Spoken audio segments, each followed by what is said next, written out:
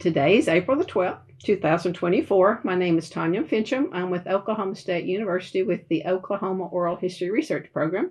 Today I am in Slick, Oklahoma, to speak with Patricia Crenshaw about her life and farming experiences here and elsewhere, since you worked a little bit outside of Slick, but we'll get to that in just a minute. Thank you for letting me come to your home today. You're welcome. Before we get into the farm too much, let's learn a little bit about you. Start wherever you wish. Okay. I am Patricia Crenshaw, and I am the fourth child from Lily and Tessie Crenshaw. I should have changed that because they say Tessie first and then Lily. Okay. No, you can say it however you want it. Okay. It's fine with me. My parents raised 6 children. And my daddy was a person that thought education came first. And he made sure that we all went through the 12th grade. And he insisted he spent 1 year at Langston University. And then he married Lily Crenshaw in 1934, February 25th, 1934. And he was on his brother's place. And when we moved where we are now, they brought 5 kids with them. My daddy was a man that demanded and wanted what he wanted because he wanted a place of his own. And so he was working with the government, and finally they agreed to let us move up here March the 5th, 1945. Okay, and after they moved up here, we had another baby sister. So that made 6. And we went to OOHRP school. And in 1956, August of 1956, we integrated. I spent 2 years at Slick High School, my junior and senior year, and graduated in 1958. Went to Langston in 1958, but first thing, I just loved to play basketball. I'm tall and everything, and I enjoyed that. But when we got to Langston, when I went to Langston, it wasn't a traveling girls team, so we played intramural sports. And it was different. We played 3-on-3. Half court. We did not run the full court as the girls do now. And but it was interesting. And while I was out at Langston, I had a full-time job. I worked 24/7. I got up my day started about 6 o'clock every morning, went to work in the cafeteria at 6:45, and worked until 8 o'clock in time for me to go to my first class. Stopped at 11 o'clock, go back to the lunchroom and serve lunch. And then to about 3 o'clock, 4:30, I was back at the lunchroom working in the dining hall. And had very little time to study, but I did make it in my 4 years while I was out there. And very interesting, met a lot of different people, good people, and you know where to go if you needed help, which was very good because being at a small school, I didn't get the chemistry, the math. It was several things that I really did need a lot of help on because at Slick, it wasn't taught in the school system, you know. But I made it after all the hard work, and I've been telling everybody, this is all I know is to work hard, do the best I can, and enjoy life. Yeah, that's good. So we're going to back up, okay? When you first came to this particular place where we are today, you would have been 7. So you have good memories of that actually showing up here that first day. Mm-hmm. Yeah. About 7 years old when we moved up here. And like I said, it was 5 of us. My sister Carrie was the baby when we moved up here. And So who were the other ones then? So let's name your siblings. okay, Yvonne is the oldest one. Okay. My brother Calvin, sister Doris, Patricia is the 4th one, Carrie is the 5th one, and Carolyn is the 6th one. Okay. And we all got along real good, and that was required of us. And we all had chores to do. What were yours? A little bit of everything. I more or less would see about the cows. And like I said, I've always been a hard worker. It used to be a milk route truck that come and collect milk. I would milk 2 cows before I would go to school. Mother would mix milk too, and we would sell milk, and then sometimes she had butter to sell and eggs to sell. So we had to help make a living here on the farm because my daddy did not ever want to let mother work outside the house. Her job was always to stay at home and take care of the kids. And cook, I guess. And cook and can and wash. Okay, yeah. At the time, it wasn't deep freezers or anything. She always done a lot of canning. Had a big garden? Had a big garden. And I'm working on the same big garden. I plant every year, and I just enjoy giving it to the neighbors and whatever. I do freeze some, but I don't can. You don't can anymore. I don't can, no. Okay. What were some of the things she would can? Green beans and tomatoes? Green beans, and she always had peas and corn, okra, tomatoes, just several things that would be in the garden. We had mustard greens, collard greens. We were all, this is one thing I can say, they always had food for us to eat. We always had plenty because, my dad and the neighbors around here, they would kill the hogs, and it wasn't anything like putting the meat in the freezer. They would cut it up, and they had some kind of salt that they would put on the meat, curing salt, and it would be hung up out in the smokehouse. The smokehouse is still out there where the meat would be on the table, would be cured out with salt and everything, and it would last with salt. I don't know how, but it tastes better to me than this meat do now.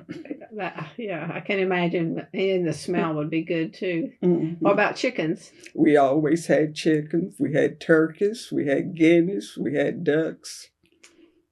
All of this was raised here. And that's the reason a lot of times we had, she would have cream to sell on Saturdays and eggs. And that's the way that they would buy our groceries. They would always have enough to eggs and butter and, like I said, cream. And would take that and buy our groceries for the week or whatever, you know. Where did they do that in Slick or somewhere? Go to Bristol. Bristol. Okay. It was a place in Bristol that would buy your cream, your butter, and your eggs. Mm-hmm. When you first moved on the property here, did it have electricity? No electricity. We did not get electricity until 1948. We did not have running water. We had a well that you would draw water about. You had a well that you would pull the rope and draw water up out of the well. It wasn't any running water, no bathrooms. We had outhouse when we moved up here. How would you do bath time then with 6 kids? A number 3 tub and a little water. And a little water. And a little water. Mm-hmm. In the wintertime? We had we had wood. Cook stove was wood. The heating was wood. Everything that we had to heat the water, and then we would have a bucket of cold water and then heat the water to take baths and whatever. And we had to make sure that we would bring plenty of wood in and have kindling for her to make the fires in order to have our breakfast ready every morning. Before we went to school, we had breakfast. This was the table here, and we did not have enough chairs because it was 6 of us, and mom and dad, it was 8 of us. And so the bench, we had a bench that she would set the tubs on to wash the clothes, and we would bring the wash bench in for us to sit on around the table. But there was one thing that was important, that we all come and had breakfast and dinner together every day. So supper was dinner. Uh-huh. Yes. Yeah, so we all. And what would they call the noon meal? Most of the time we would just have snacks that we would eat outside. Okay. It wasn't any television or anything like that. We create our games and what we done outside most of the time. And we did have other kids in the neighborhood, but when it was time to eat, you had to go home. We didn't eat at our neighbors' houses. Mm-hmm. We always had our meals here at home here. What were some of your favorite things she cooked? Beans, very good beans most of the time, and fried potatoes and onion. And we did always have, we didn't get a whole lot of meat, but we always had some meat. Mm-hmm. Was there a cellar? It's a cellar, and right now I have a cover over it because of the where of it needs a new door put on it. Mm-hmm. But it's right under here. The cellar is under and you go in from the outside. Okay. Right here by the house, though. And did you have to use it sometimes for storms? We never did go in the cellar, but Mom would always, it was shelves down there, and she would always put a cannon down there to save it, any kind of weather. It would always be safe in the cellar, The only time we had to leave from here one time before they got flood control, they build flood control dams here, and the water did come up to our back steps, and so Daddy sent us up the hill to our neighbor's house where we wouldn't, if the house would get underwater, but the water was all the way up to the back steps. And it didn't get it, though. It didn't get in here. Thank goodness. Thank goodness. But since they have the dams, the watersheds now, we don't get that anymore. Yeah, I was reading they did like 50-something upstream from you, water flood control structures. Yeah, that's what it's all about. Yeah. But we still have floods. We do have, sometimes the water do get out. Is it as severe, though? And not very bad at all. Yeah. Mm-hmm. That's something the USDA or the NRCS or SCS, Soil Conservation Service. Yeah, they did a good job. Mm-hmm. So in Slick, tell us a little bit about the town from your childhood when it was bustling, if you will. Well, we had 2 grocery stores. We had a cotton gin. They had a bank. Had 2 service stations, post office. That's a lot. Yeah, so it was we did have a cafe, I guess you would say, where you could go. But now Slick was, it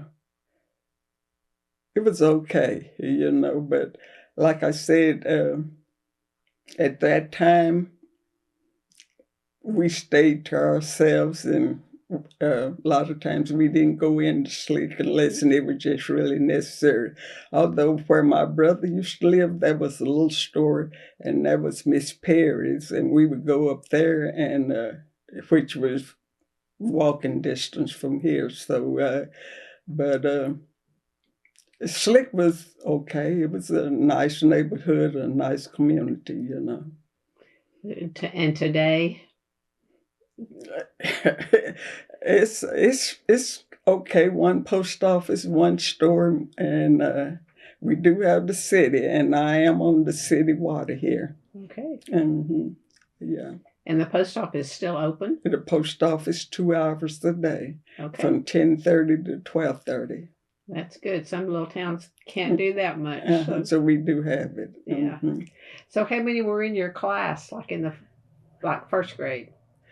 It was we were all black, and it was probably we had a 2-room schoolhouse, and we had first and second graders was together, and third and fourth graders. So it was probably from 15 to 20 in the classrooms. Slick used to be well populated, had a lot of people in the neighborhood, but it's very few now, very few. And when I graduated from Slick High School, it was 8 blacks and 8 whites. We had 16 of us graduated from high school when I graduated. And you decided to go to Langston, or did your dad decide you were going to Langston? It wasn't no other choice at that time. Okay. This was the only place that we as black people were able to go, really. So 50. Well, it started off with my oldest sister in 52. Okay. And it was kind of hard, difficult. And like I said, I worked my way through college, and do you remember your first day there? Cried. And I wouldn't have been out there. And that was one thing I would like to say. When my brother was, the freshmen had to go out for orientation, and my daddy brought my brother out later in the week, and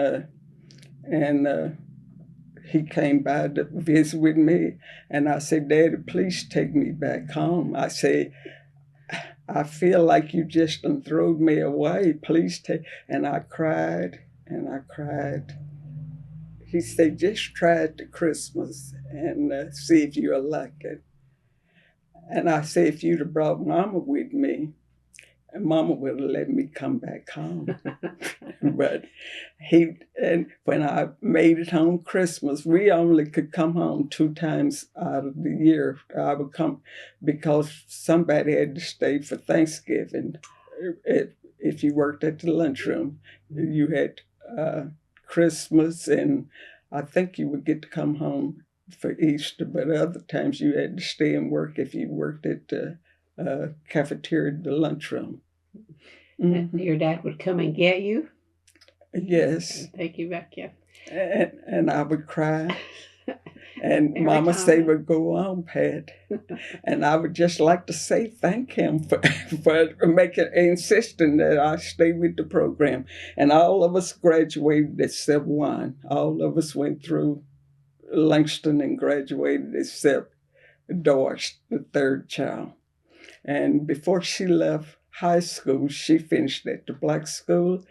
Her home economics teacher's brother came to visit, and they made contact.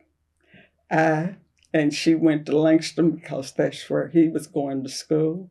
And she went to school 1 year, and they got married in August after the year was up. And they married, and he was graduating, so she did not finish. But the rest of us all finished, and all the rest of them got their master's degree, but I didn't. I stopped. I did go to I went to TU and took some hours, but I didn't continue. But all the rest of them have their master's degree. Okay, so and what was your major? Elementary education. And why that? Well, I enjoyed just working with the little children. I really did. It was a pleasure. And when I went to work, I started out I finished in the middle of the year because, like I said, I worked and I had to do my student teacher. So I finished in January. So I went to Tulsa, and I was on the substitute list up in Tulsa, and I went around to the different schools and letting them know that I was on the sub list, and if they ever needed a sub, I would be there. And I went up because I did have a sick spell at the time, and I went up probably in September, October, and put my name on the substitute list in Tulsa. And in February of 1966, Mr. Bullocks from Beggs, he was the principal at Wheatley High School in Beggs, and he was looking for a teacher. This was in February. And so when I heard that he was looking for somebody to come to Beggs, 12 miles from my country home, I'm ready to go. and I went, and well, I couldn't make it home. It was in February, and before I told him I can't come to meet you today, I have to go sub for half a day. And I said, but I'll be the Beggs tomorrow. And lo and behold, before we could get before school turned out, it started freezing, raining, sleet, snow.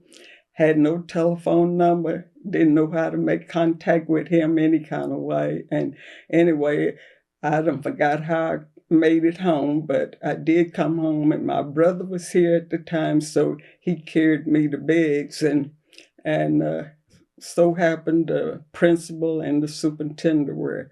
Mr. Brentz was the superintendent, and Charles Bullitt was the principal, and we talked, and they told me to come and go to work, and by the 15th of February, I would know if I was hired or not. So I went to work and worked, and they told me that and what I can't figure out, I say the Lord was just blessing me. I did not make application to go to work. They put me to work, and then when school turned out in May, this is the same year, and Mr. Bullock say, one of you need to make application to go to the white school. I say, well, I'm just getting started to myself. I'm not going to make an application. And Monday morning, before we was supposed to report in August, a knock came on the door, and he said, Miss Crenshaw? I said, yes. He said, you're to go up on the hill in the morning. I say, well, I did not make application to go up there. He said, it doesn't matter. The superintendent wants you up there. I said, okay. And I went up on the hill, and here I am with all the faculty members and the principals and everything, and everybody was nice. When I went in, and they treated me really good, and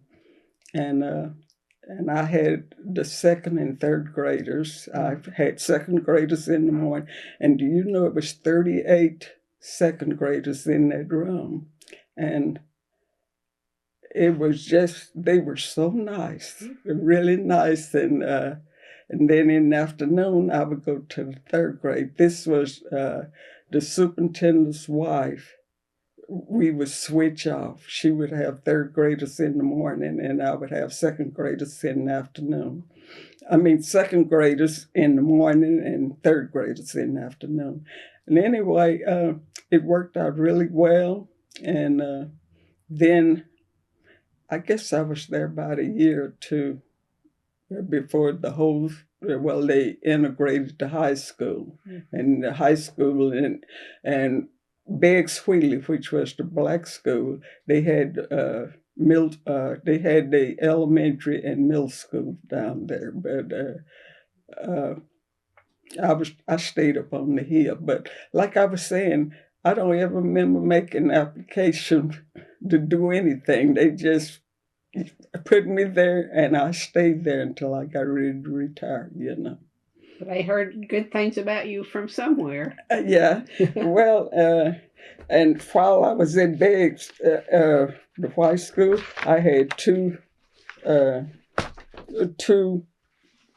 teachers that was doing the student teaching. And the white lady on that picture, which is Denise Creason, after I left after Christmas of '96, she took over my class at the school. So I think I done a good job. And when the principal would leave, I was teacher in charge and taking care of everything. So I tried hard to please and do what I was supposed to be doing. Well, let's back up a little bit too. On your first day, so you substituted for a couple of years? No, I was sick in between that before I went to. So, okay. Were you expected to dress a certain way? We had to dress. You don't. It's different now. I know. So let's talk a little bit about that. It is completely different. They on our sheet where they evaluate you. They come in and check you out. I noticed several, and they would call them in at where I was working at to tell them they need to dress better, look better. But most of the time, I tried to. I wasn't a fashion show model, but I did try to look my best when I went to work. Was it usually dresses in the early days? Dresses in the early days. Yeah. I wasn't any pants or anything. More or less, it was skirts and blouses, heels and stockings and all of that. We dressed. Mm-hmm. And was the school air conditioned? No. Okay. So when I first went to work, it wasn't. But before I left, the year that I left, I worked a year. They built a new elementary school and it's amazing. I told them to put my room number 1 right by the double doors because I'm gonna be the first one to leave out. And they say you can't. Say we want you to stay, but they did put my room number 1, and I stayed with them a year at the new school, which was nice. And what I was going to say too, it was 38 second graders, and most of them had the same name of their mother and father. But as the years went on,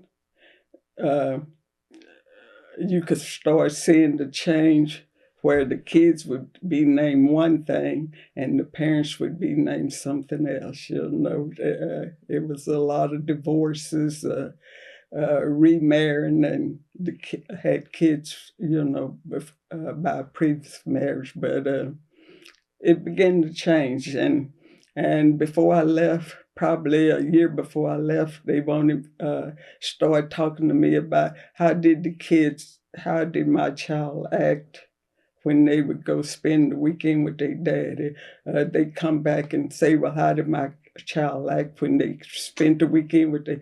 I say, this is getting ready to take me to court or something to deal with things that shouldn't be happening here in the school. But so far, before I left, it didn't happen, but it was coming to that.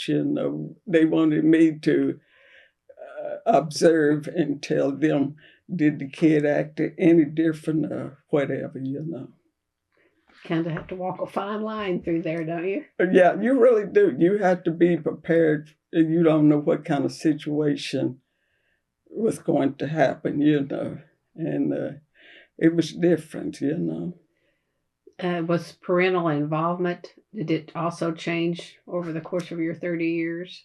It really did.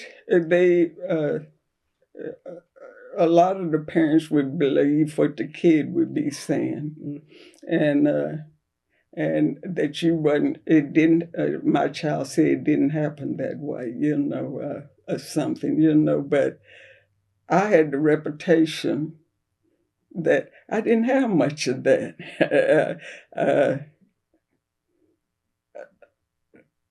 I don't know, but I carried myself in a position that what I said that's what really happened, you know. And it might have helped being tall.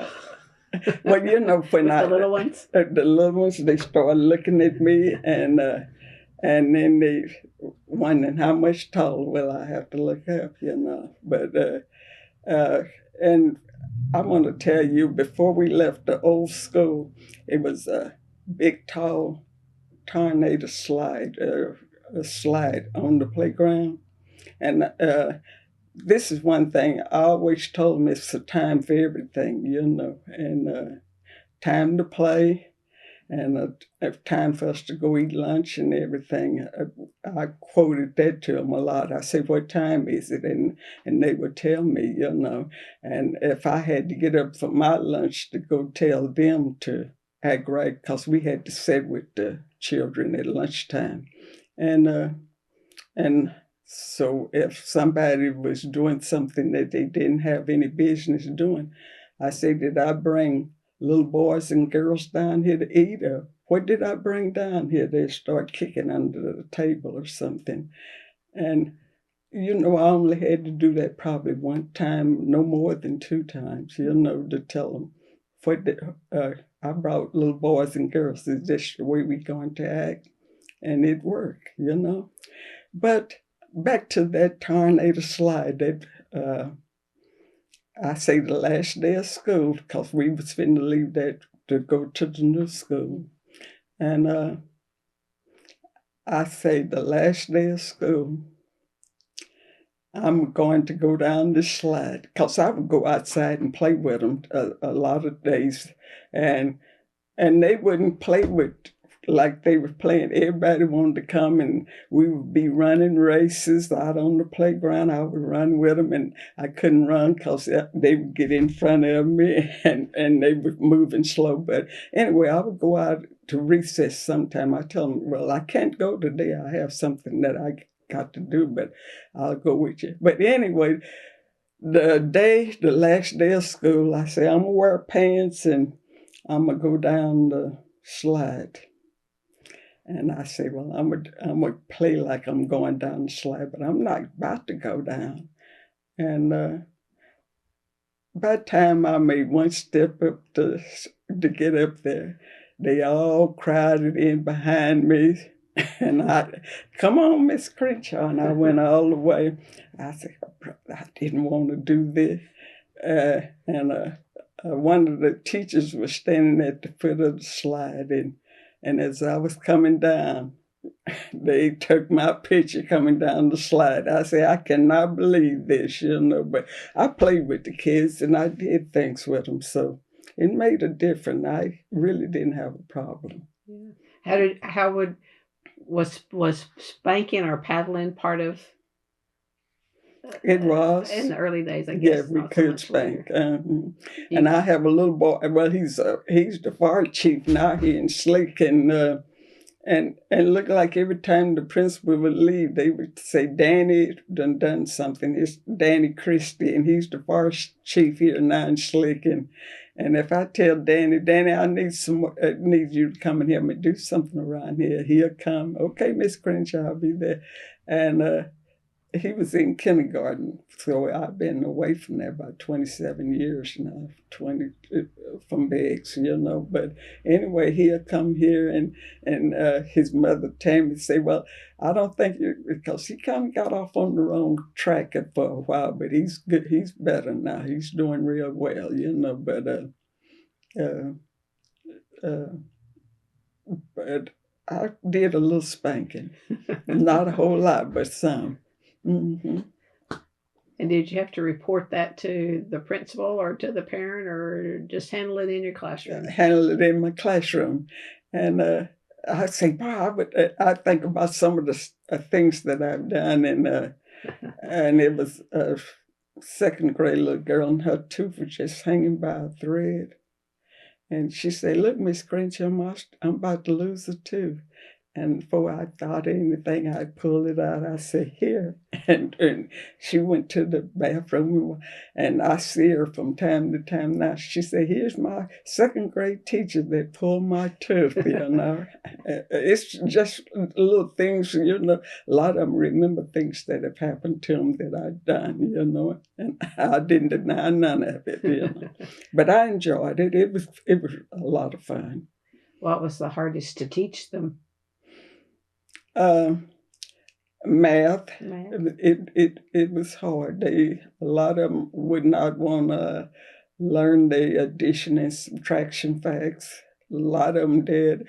I mean, some of them had really got it, really had done really well with it. And then on the end, before second grade, we started into multiplication facts. And so it was a little rough for some of them, and then but most of the time I had a pretty good, the parents were interested and they really did help their kids and work with them, you know, and I tell them, I say, we got a mind and we don't need any things to be counting on. I say, let's just put them away and try to remember this stuff. And most of the time they did a real good job, you know.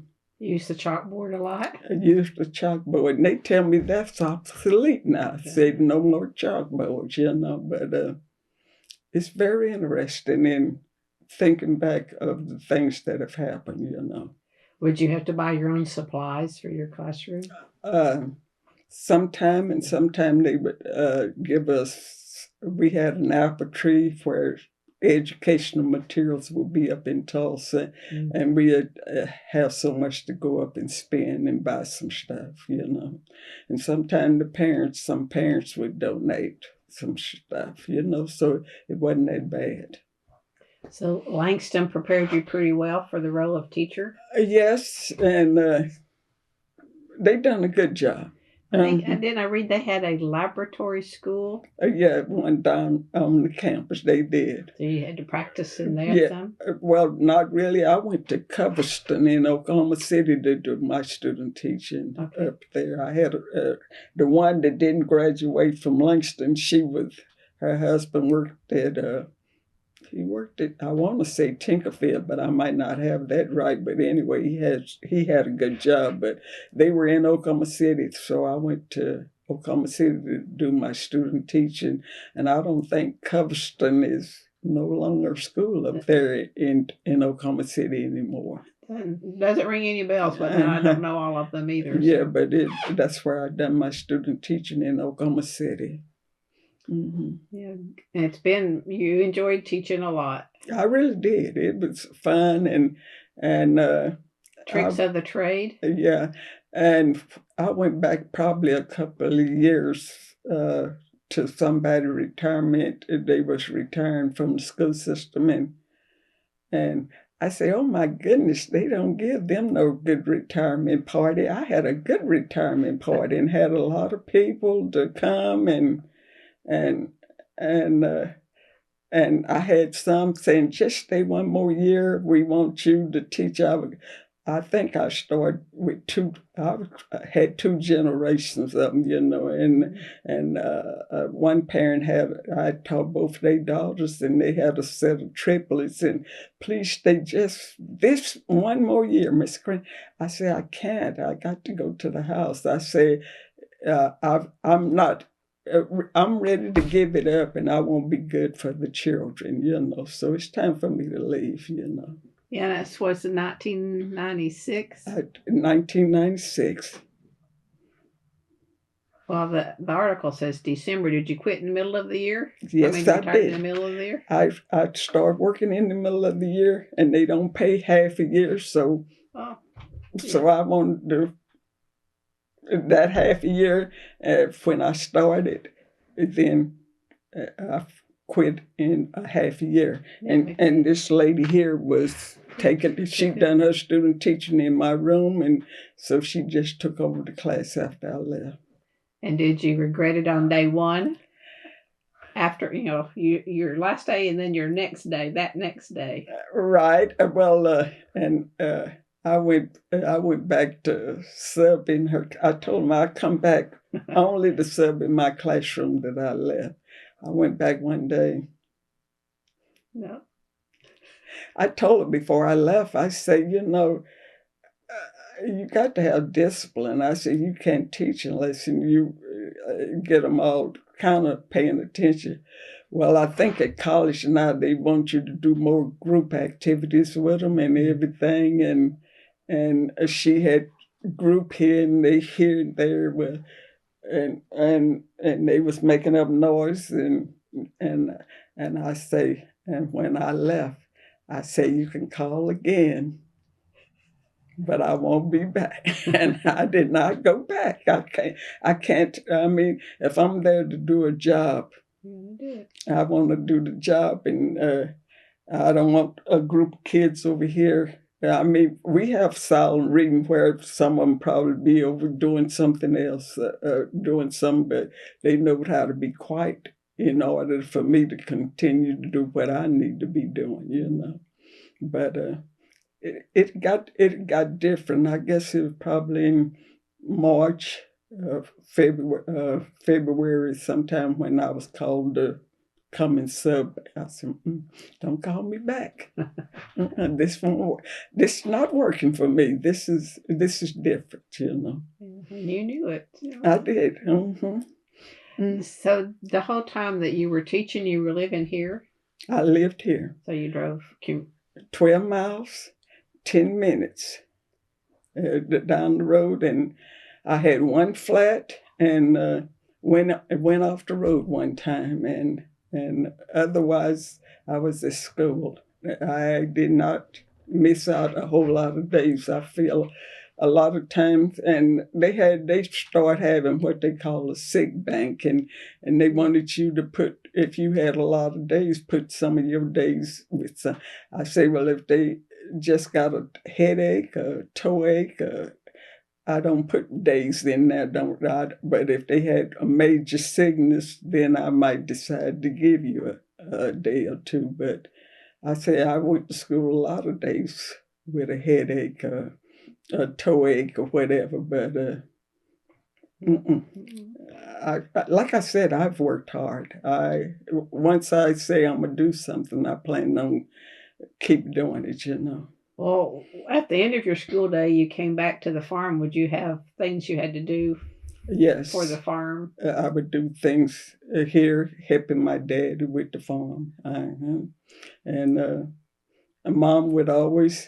my mother would always have my breakfast every morning when I come downstairs. And in the evening time, she would have dinner ready. And so if it needed something done in the yard, I would do it. Daddy had some fencing to fix. I would go help him to fix the fence.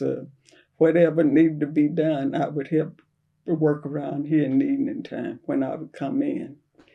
Having breakfast made, that's nice. And she did that every morning. My breakfast would be ready when I come downstairs, And I fell off. We were hauling hay, square bales of hay, and I was sitting on the back of the trailer. And as they went up the incline and come down, well, the bales of hay that I was sitting on fell off, and I hurt my arm, but I didn't go to the doctor or anything. And during the Christmas, I was watching a game, but then I decided, and as I was leaving out, I was still watching the TV and backed, and it was a bone, a knot had come up on my right arm, so, and it was during the holidays, Christmas, and so when I hit that bump on that door facing right there, backing up, wasn't looking what I was in pain and so I told Daddy, I said, I got to go to the doctor. I said, I can't go to work, but we didn't have school because so he went out and put chains on the truck and the tires where he could get me to the doctor up in Bristol, and they had me had it up in a sling for 6 weeks, and during the snow, he would take me to school, and I couldn't do very much with my left hand, and it was on my right one. So he would make sure that and other teachers would come and make sure that I got in the classroom and put my coat on and everything. So it was very helpful. They would be seeing about me, you know. But like I said, I didn't want to miss out of school, and I didn't miss. I went on, you know. Mm-hmm. Oh, what was the primary thing grown on the farm when your dad was doing it? Go back up a little bit. We had head feed that he would combine and put it in bundles. We had cotton. When we moved here, we had cotton. We had peanuts. We had corn. So I picked cotton and pulled cotton balls and all of that, and we would stack the peanuts, pull them up, and stack them around the pole, and then it was a thresher. They would come and thresh the peanuts and separate them from the vine, and this is the way we made it. And my daddy, like I said, was a construction worker. He would go to Tulsa, so if they would come during the week, a lot of times in evening time, I would take they would load the peanuts up, and the market was down at OOHRP, which is about 25 miles from here, where you would take the peanuts, you know, to get them cleaned up, and they would tell you how much they were giving you for the peanuts, you know. I don't know much about harvesting peanuts. Yeah, well, I done all of that. Mm-hmm. And did you roast them? Yeah, a whole lot, and they taste much better than what you buy out of the store now. And would you make your own peanut butter? No. Okay. Uh-huh. And we had a lot of pecan trees around here, so we had paper shell pecans and native pecans, so we did pick up a lot of pecans, and on the end, we had a pecan picker would come and pick up the pecans and sack them up, and then they would have to clean them, to take them somewhere to clean them up, and to get the sticks and whatever else out of them. But I have really done a lot of work, you know. A variety of things, mm-hmm. Yes. Right. Uh-huh. And back to the farm, I started out here with Daddy and Mama, and I bought 4 cows to start off with, and when I had the 4 cows, they had 4 heifer calves, so they started off with me with 8 cows, you know, and then in 1976, the place across the road here, opposite of my daddy's place, I was able to buy 20 acres of land of myself, and then later years I bought another 20 acres, so I have 40 acres of land myself, you know, that I bought myself. And I think I bought my first tractor in probably 1980, somewhere along in there. So, while you were still teaching? While I was still teaching. Mm-hmm. And what did you buy? A John Deere or a Farmall, or what's the other one? What do I drive? FORD. A Ford tractor, a big Ford tractor, 6600. Okay. Mm-hmm. And I also have, in later years, I bought a Kubota, a tractor. Mm-hmm. Was it hard to learn to drive one? No. When you interested in, I think we all learned how to drive when we were probably 10. My daddy had a case tractor. Okay. And we all got on the case tractor, and the funniest thing, I would run over the fence or do something, but I always say something happened. You know, I didn't do it. You say that I kind of look sneaky. Well, I did tear up the back steps, and because I didn't put my feet on the brakes in time, and my foot on the brake in time, And I tore up the back steps, and Daddy and Mom had gone to town, and I had to pay my two younger sisters a quarter apiece to not to tell. And I said, let me tell Daddy what happened. And I told him a drunk man came here, and he wanted to see you. I said, but we don't know who he was. And so I went on. This was in high school.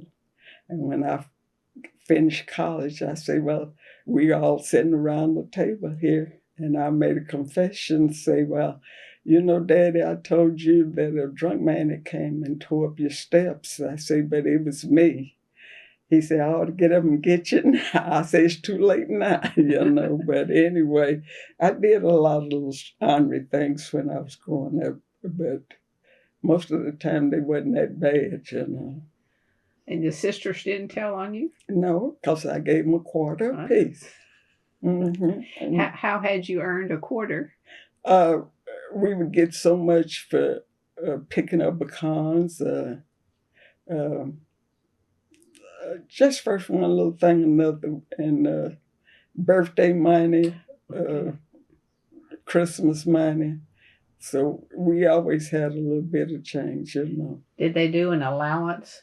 No. You had to earn it. You had to earn it or be a special occasion. By the time they fed us all and everything, it wasn't any money left for an allowance. Well, did your mother sew? All the time. She sewed and made most of her clothes, the girls' dresses, you know. She really did. I guess she wore out 3 or 4 sewing machines. There used to be a company in Bristol. I was trying to think of the man's name, but he would sell her sewing machine quite often, you know. But she did a lot of sewing. Was it one of the She had the trails. Yeah, she had that. Mm-hmm. Did she teach you? No, because I didn't like doing housework. That's what I would have guessed. I was in 4-H club, and by the time it was time for the finished project, I had to be picking out and redoing it over, you know. So it just, that wasn't my cup of tea. So home ec in high school? Home economics in high school, I didn't like that either. But I did learn how to cook, so I do cook some, you know. Well, would you make your son, the boys' clothes too, or did they get ready-made ones? They get ready-made clothes. He was the only son, only brother, so okay. He would get his clothes, you know. Well, in the summertime, did you choose to have shoes on or off? Off. Mm-hmm. And get any bee stings? Wasps, more or less. Mm-hmm. And how did they treat that?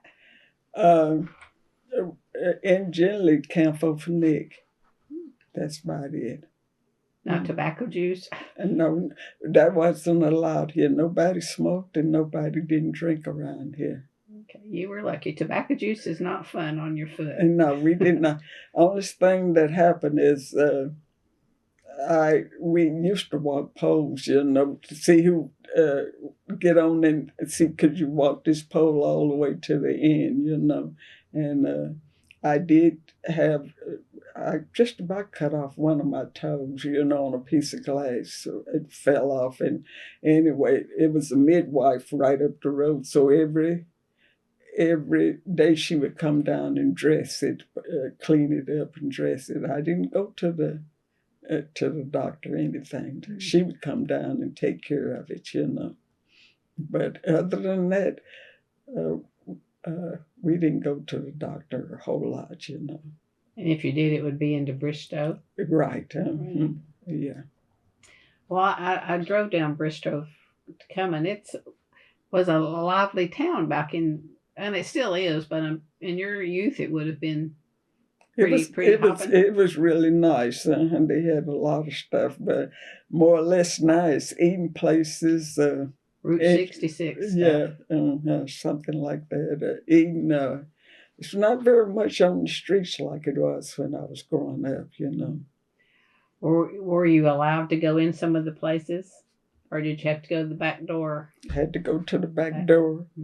go to the drugstore and get soda, ice cream cone, and you had to leave out, you know. I've had that, and I've also had to go to the back of the bus and ride, you know. So things I was in that group at that time to do some of this stuff, you know. I mean, I don't know the right question. How did you process some of that without getting angry? It would be hard. It was hard, but I don't like disturbance. And if I feel that this is going to keep the peace, this is what happened, you know. I don't like confusion. And That's kind of a middle child trait too, isn't it? right. Or I've been told anyway. How would your dad discipline you? Or did your mom? Oh, you did not want Dad to discipline you. He was the judge and the jury. You had my sister, the one above me, my Doris.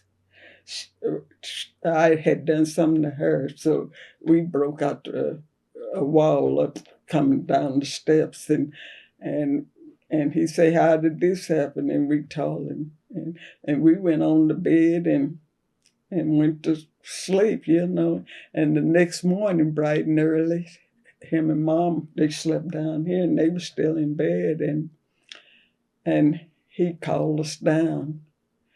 And we had to stand at the foot of the bed. He said, "I want you all to tell me, how did that wall get busted out?" And we went over it, and she went over it. And he said, "Well, I didn't quite understand it. What did you say really did happen?" And he would do that 2 or 3 times, and you could see my mama hunch and leave them kids alone and let them go on, you know. But anyway, we did not want to face that music with him. We had to tell it over and over. Well, you didn't say that the way it happened the first time, say. And you just, I mean, he didn't do a lot of spanking or whipping you with it, but Mom did, you know. But she would get you more so than he would, but he wouldn't hardly spank us too much, you know. Would she have a favorite thing that she used? A peach tree limb. Okay. You had to go get your baby sister. She told her to go get a peach tree limb. Here she come in the house with a big old limb, dragging a limb in the house, and Mom couldn't do nothing but laugh, you know. And she still get full of it, you know. And so I don't think she got no spanking when she come bringing a big old tree limb in here, you know. Your mom had to change her instructions. Huh? Right, but she was full of it. Well, I need to back up a little bit further than that too. How did your parents come to be in Slick to begin with? I mean, had they lived here? Did their parents live here? Or my mother and her family was from Tallahassee. And my daddy, he was born between here and Bristol. And then Mom's family moved up here. But Mama graduated from high school at Booker T in Tulsa. And they was here, and they got married in 1934. And like I said, he had a house pulled in on his daddy and mother's place, you know. About 2 miles from where we are now. Had they been born in Oklahoma? I mean, can you trace it back a little bit further? My daddy was born right up the road here. And then what about his parents? His parents was from Texas. Texas, okay. And they was out of Texas. And for some unknown reason, they had to get out of Texas. And that's the reason why they wind up here in Oklahoma. And in Slick, you know, just right, in Slick. Property or working or something. Yeah, well, Oh, I read there was a railroad too at that time, wasn't there? Yes, and it ran the railroad track that it was ran through this property here, and we call it the railroad road, the path. And the railroad station is right there opposite of the little slick store. Okay. The railroad station. So that might have had some. That may be how they got here. I don't know. Right, but my daddy, like I say, he was born here in Oklahoma, and Mom also was too, born in Oklahoma. And then her parents moved up here too. But where had they been? I think her dad was out of Arkansas. Okay. And I think that she might have been too, his mother. Okay. And they all chose to stay in Oklahoma. Yes. Yeah. And you chose to stay in Slick. I would not. When I was in Oklahoma City doing my student teacher, I just couldn't stand the closeness and everybody. When you leave, people would see you, and then I went. I was with my older sister when I was on substitute list in Tulsa, and I had a call to go to 2 or 3 different places, but they weren't coming this way. They were going to Pawnee or Ponca City or somewhere. They wanted to come for an interview. And so my sister was working, and I called her. I say, well, I'm finna go to Slick. She said, you finna go to Slick? I say, why are you going? I say, well, I got a job. I got an interview in Biggs, so I'm finna head back get back where I want to be. And this is where I've always wanted to be, because this was out in the open, fresh air. Nobody's around me now, so I'm just really here on this. But really, if somebody see a strange car, got neighbors that pass by, and if they see something in a car parked somewhere out around here and they don't know who that car belonged to, they'll call me and say, are you okay? I say, yes, I'm okay, And then I say it was a warning. I guess it was an Indian lady that was on drugs, and I got up one morning and my little gate was standing wide open, and I say, wonder who done went in that little gate. Nobody hardly ever go in that gate, and I came down from upstairs and looked, and she was out there on my porch swinging at 6:30 in the morning, and so I started locking up my gates at night now. So what I did call her, and they say, well, do you want to? I say, no, just go find her and tell her, because she was bothering other people, So I think now she's probably in jail somewhere now, But I lock up at night around here. So your porch was too inviting. And she came back the same day with me some flowers, some wild flowers she had pulled up, and I told her, I don't want your flowers, I want you to stay out of my yard, And anyway, she hadn't been seen around here, although they sold the place, so she had no place to come, I guess now.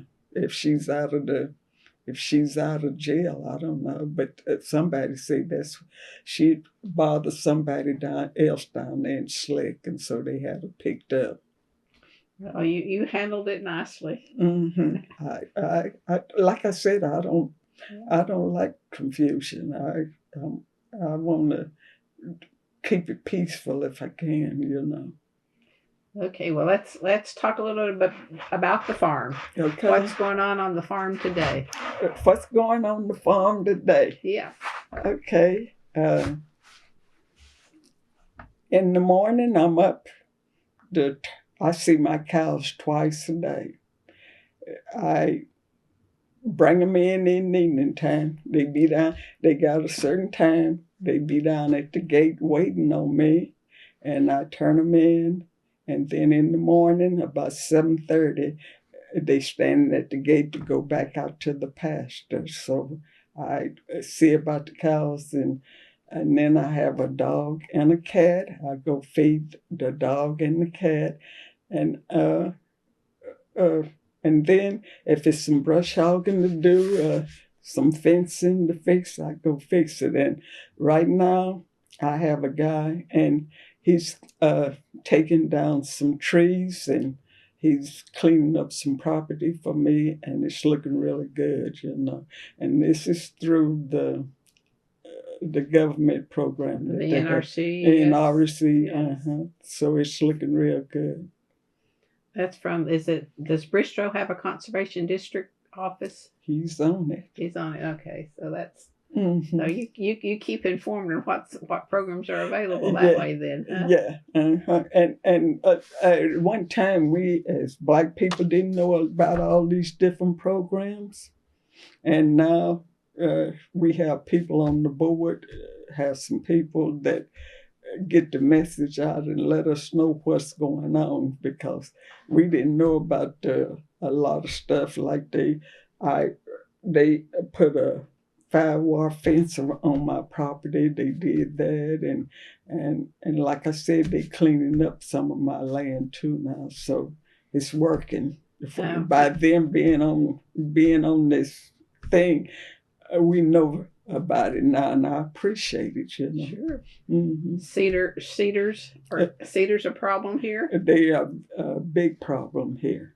How about feral hogs? Not here. Not yet. Not here, but on some people's property, they are down the road, and I told them to make sure that you keep them down the road and don't bring them here. You know. Well, do you have a creek going through? A little deep far. So that may be how they come when they come. Well, the beavers. Oh, they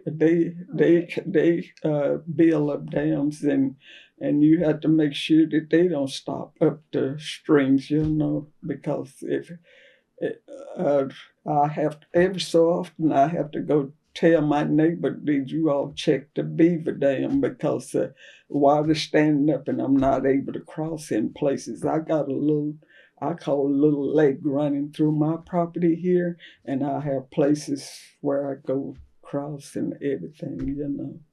And if it get too much water, then I can't cross. Cross in what though? Are you in your another field? No, but are you driving something, or are you walking? I have a little ATV, a little side by side. Okay. And I use it for feeding, and I haul my hay in. I have big round bales of hay. I haul it in, and when it's time to put out some, I pick it up and put the hay off. But when I do not have the cows around me, they be in a different place, because I don't want to get hooked to anything. So they out, and while they gone, I put out the feed and everything. So, but I do stand up and look at them, and I can open up the gates and I can walk through them. But when I'm feeding anything or putting out feed, I keep them away from me. Be careful. Very careful. They probably know the sound of your voice. They know the sound of that little side by side. When it start up, they know it's time to come on, and we're getting ready to go in, you know. How many do you have today? I used to have as many as 40, but I'm down to probably 20, probably 25, something like that. Not a lot. And it's not milk cows. These are beef cattle. No milk cow. You done enough of that, huh? I've done enough of that. I say I can't believe that I would get up early enough in the morning to go milk cows in the morning. Mm-hmm. You had a technique that worked? Yeah, Mama, she had two and I had two. And they know when it was time for them to come in to get milk, they would get feed, you know. Mm-hmm. So we always had a plan the way it would work and everything. How far was school from here for you, like first grade? When I went to the black school, OOHRP, it was probably half a mile. And would you walk? The bus would pick me up. And then when we integrated, it was probably, when you go to Slick, it was right up the hill that school was. So not too far. It wasn't too far. So, but the funniest part about it, Daddy would catch people to toss them to work on the job, and the car would be left here. And Mama would say, well, you're not driving that car today, so you get out there and catch the bus. I messed around because it was beginning to mist and rain, and I said, she gonna let me drive the car. It didn't happen. Didn't happen. I had to walk in the rain, the misty rain, to go on to school, you know. Mm-hmm. It's funny how parents know that sort of thing too, isn't it? But now the kids all have cars, you know. But she would tell us, sometimes she would let us drive, and then the other time you catch the bus, you know. And we had to do more or less what they would tell us to do, you know. Would you have a favorite spot on the farm besides here in the kitchen or dining room? Outside. Outside, anywhere outside. Anywhere outside, doing anything outside. Mm-hmm. I love it, but I will do some work here at the house to keep it livable, you know. Mm-hmm. Well, I know cedars have been a problem all over the place. And then they had that EQIP, Environmental Quality program that they did. Where I'm not sure, that may have been when you put in fencing so that you could rotate your pastures. Well, this was to keep them out a little deep fork. Oh, okay. This that makes was sense to keep them out a little deep fork. Because once they get off in a little deep fork, they could just go wherever they wanted to go, you know, on the river. So, but they did. They came and put in a nice 5-wire fence. That's what you were saying. Okay. Mm-hmm. Have you ever lost a cattle in the creek?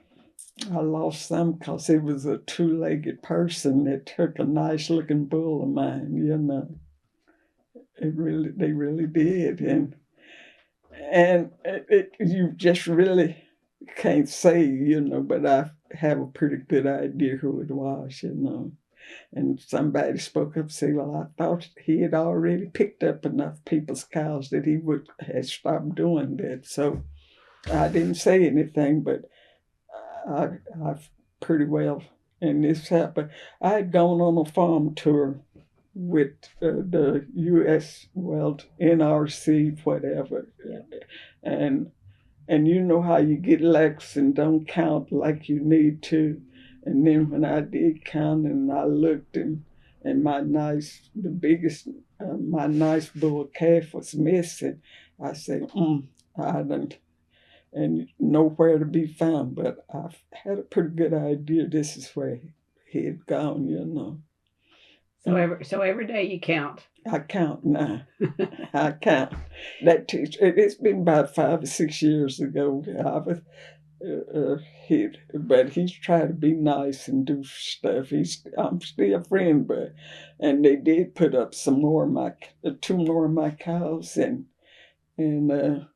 I need to go to church because they was having a program in my church, and my brother at that time, he told me, say, well, you go on and I'll go look. And they'd pinned up 2 cows, and by one of them having a new calf, the calf was lowing, and when we turned the cows out, the calf went running over to where they pasture, and he went and let them out, and then both of them, I saw both of them, and I told them, don't do that. I said, we are neighbors. I said, if some of your cows get over here, I'm going to come and tell you, and I expect that's what you need to do for me.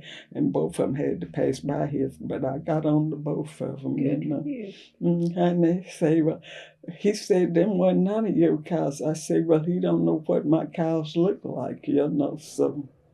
But anyway, I haven't had that happen, and I still use both of them if I need it. One of them bale my hay for me, and the other one do whatever well, I forgot what I asked him to do, but they'll come and do whatever, But I let them know that if something strange it's not yours, come and let me know.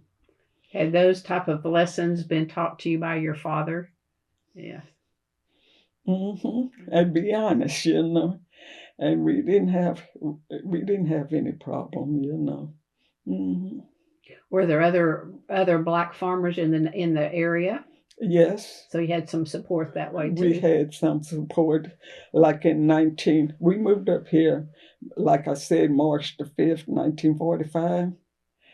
December, about the 20th, 1946, they came and burnt the barn down. They didn't want us here. And they said they was coming back to burn the house up, And some of the older people, because like I said, I was about 6 years old when we moved up here. And some of the older men was telling them, all you're doing is helping them to stay down there, say, because they got insurance on the place, So, but that happened, the burn up the barn. And then the black farmers, they, like I said, it was in December, and different ones, they were bringing, we had 2 horses, I think, when we moved up here, and about 4 cows Daddy had. And anyway, they would bring Daddy some hay, and they would bring him some corn, and doing things to help him out, till he was able to do something of his own. And then the barn that they built back out there, it was a big barn that when we moved up here, it had a hay loft and different rooms where you could put different things in the barn. It was a big barn and everything. And it also had the windmill, it had a water tower out there where it would have water in it, and you could water the cows in that area also. But anyway, they burned, like I said, in December, they burned it up in 1946, But we were still able to stay here, Stood firm, yes. And my daddy was a determined man. He was. We had more lectures, like we would be out chopping corn or chopping the peanuts. If it was a shade tree, we would take a break and he would have a conversation with us, ask us questions and whatever. Sometimes he was teaching lessons or whatever, So he spent a lot of time preparing us to what life was going to be about, That was nice, I think.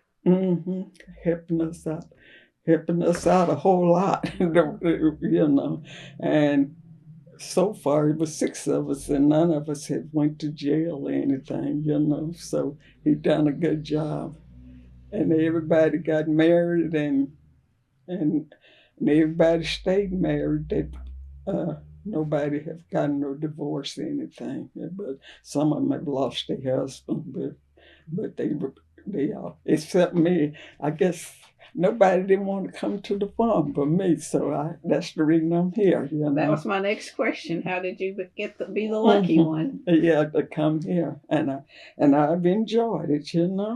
I have no regrets, and they come back and they so proud of Pat that they don't know what to do, that I'm able to keep the place and this give them a place to come. They come Thanksgiving and more come on Christmas. I have them, except my brother and my sister in Alexandria, Virginia, but the rest of them all make it back with their kids and everything. So and generally around Labor Day, they come back again, and they was thinking they was coming back for Easter, and I told them that's enough. Y'all find somewhere else to go.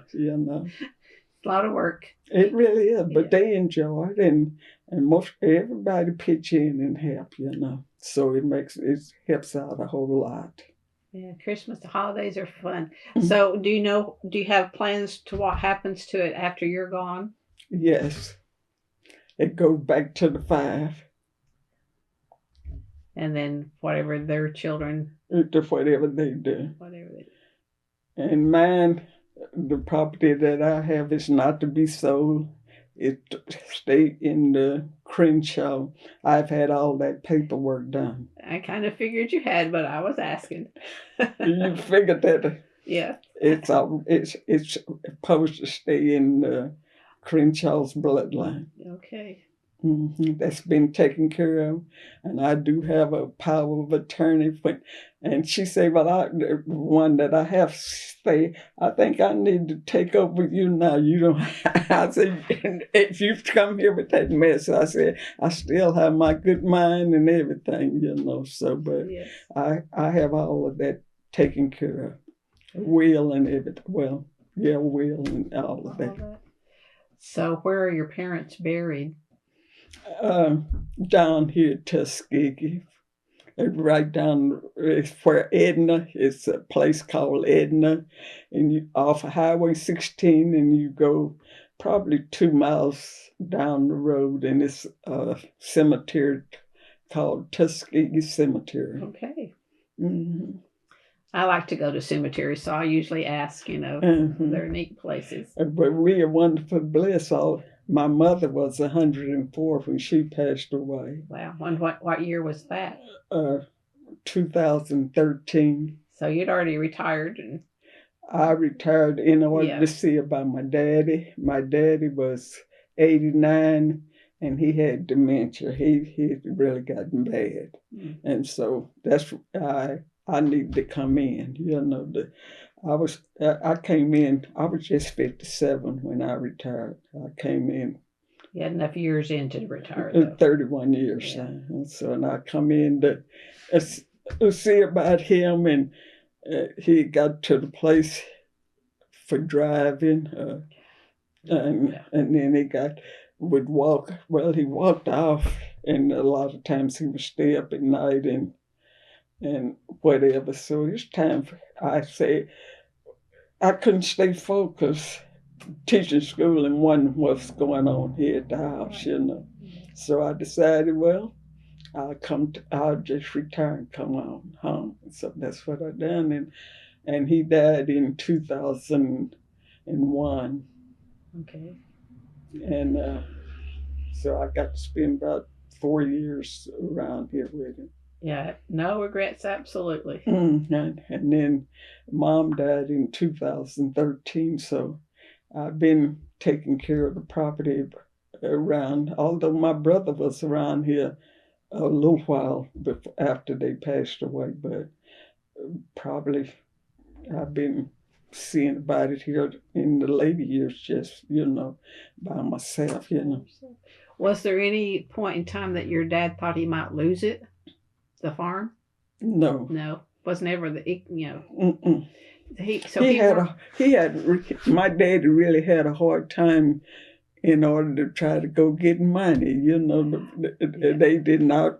And he asked the president of the bank, "Why is it so hard for me?"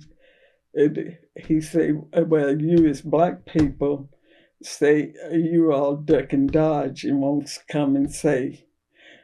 And say the only way that I can let you have money is you have a cosign.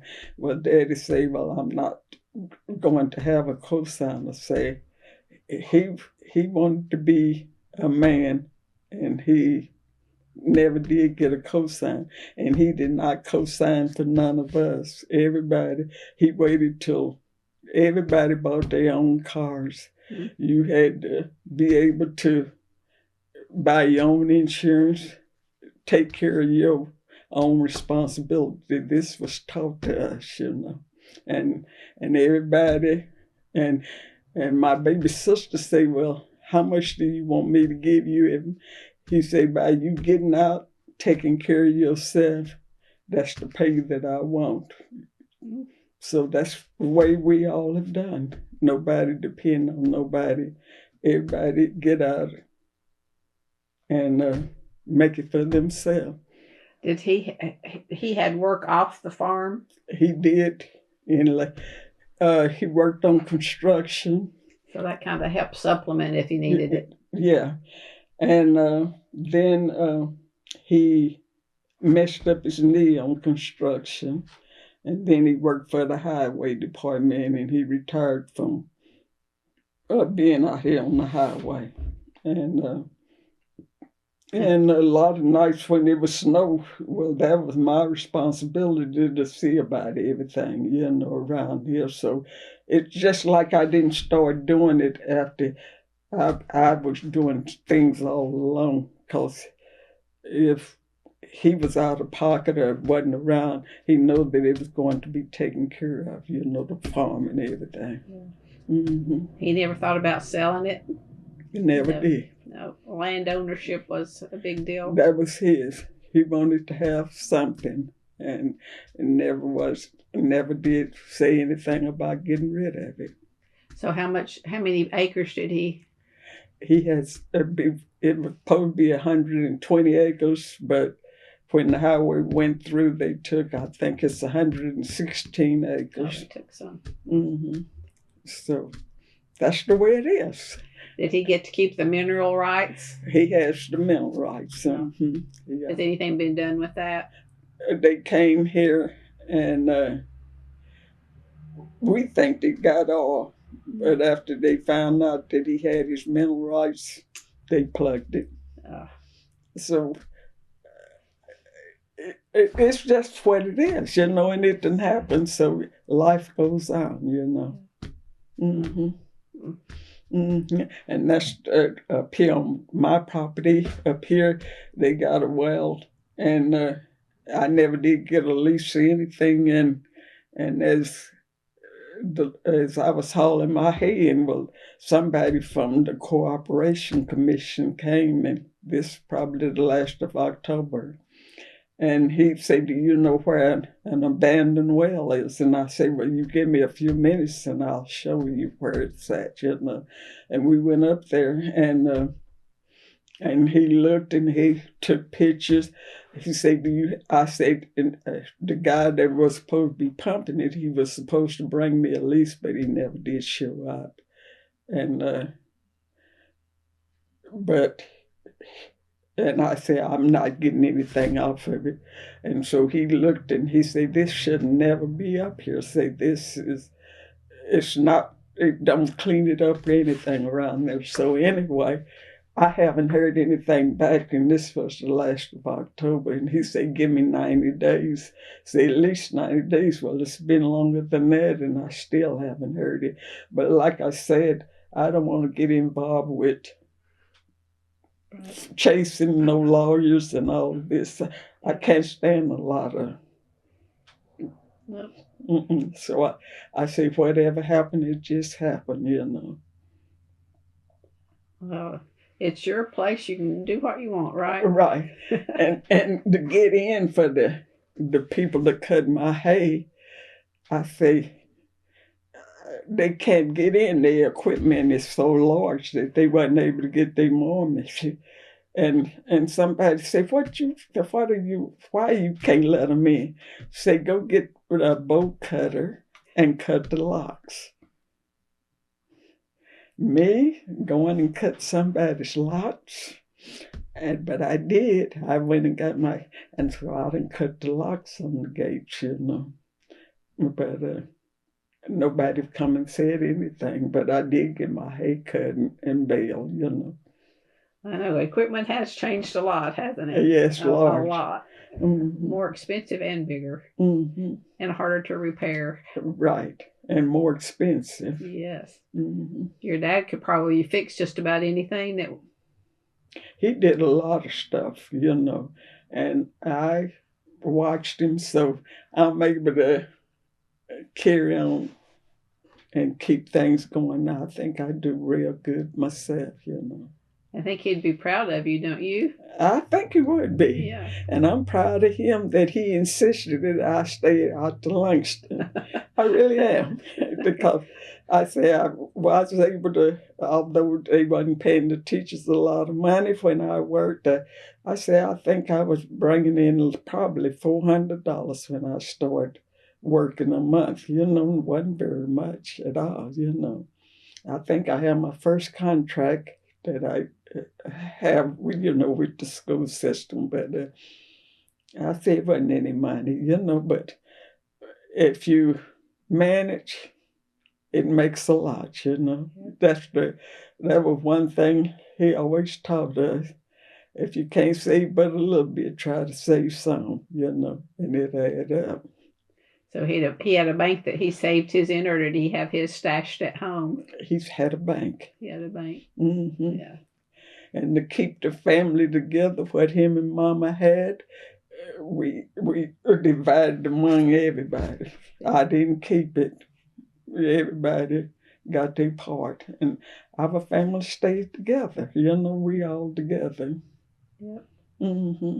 So the next time you'll see everybody will be Memorial Day, you said. Perhaps. Probably the last of Labor Day. Labor Day, not Memorial Day. Mm-hmm. Labor Day. That would be close to Mom's birthday. It was the 9th of September, Mom was. So it'll probably be in that around Labor Day when they come. And generally the sister from Alexander, Virginia, she'll come. And so we've talked a lot more about your dad than your mom. Do you want to say a few more things about her? Describe her for us, or favorite things you liked about her or something? Mom was a good person, and like I said, if Mom would get up and cook, if she knows you had to be at work or whatever, you know, she did the washing, and it was a rub board in the tubs, you know, like you probably heard of the rub boards. Yes. and washing, and later in the years she got washing machine with a motor on it and washed that way, you know, and now, but Mom worked, and it was a lot of work, and I was one of the lazy ones.